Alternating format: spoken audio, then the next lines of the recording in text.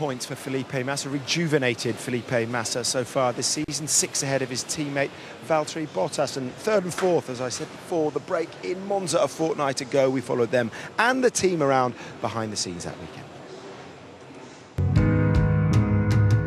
I personally go into every weekend dreaming of that big race win and getting on top of the podium. But you always come into a race excited and boisterous and wanting to get things going and to let's see how we do.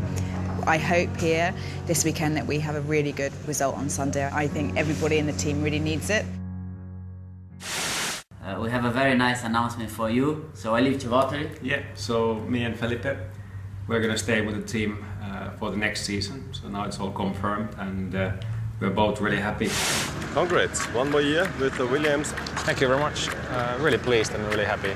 Well, it is always a weight off your shoulders.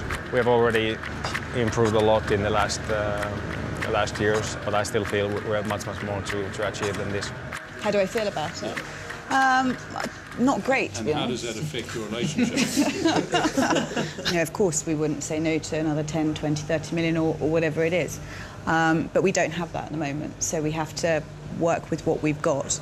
And as I said as well, I don't believe it is all about money, it's about the people that you have. That was great fun.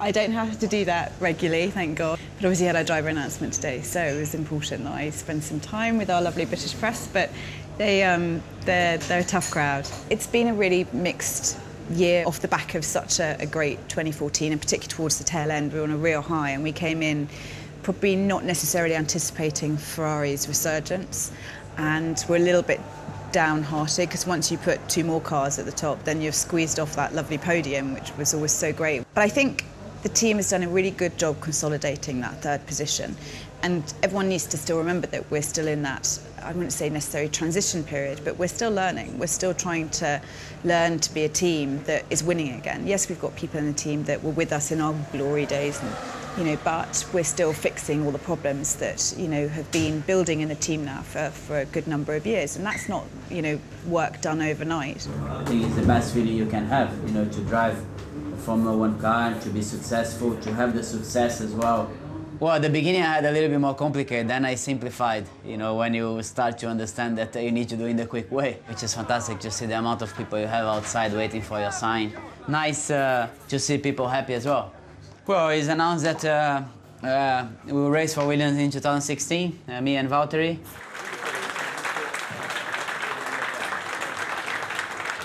Well, I'd love to have come to Italy. It's a fabulous country.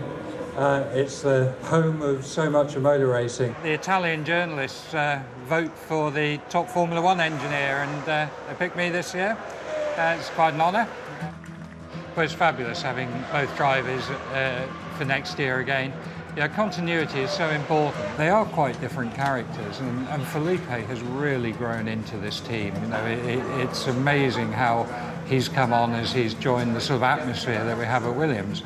Valtteri, of course, has literally grown with the team. He's been with us so long, he's worked in the factory, he's come up through our sort of racing driver apprenticeship, if you like, and therefore everyone knows him, everyone likes him.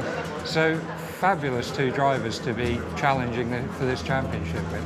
Felipe's exited behind us. He's going to practice getting a tow from us.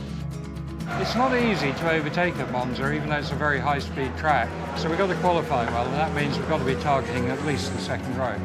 Valtteri Bottas next to cross the line, doesn't improve on his time. What about Felipe Massa, 4th fastest for him? Were you surprised by the Ferraris today? Well, I think they were maybe a little bit too quick.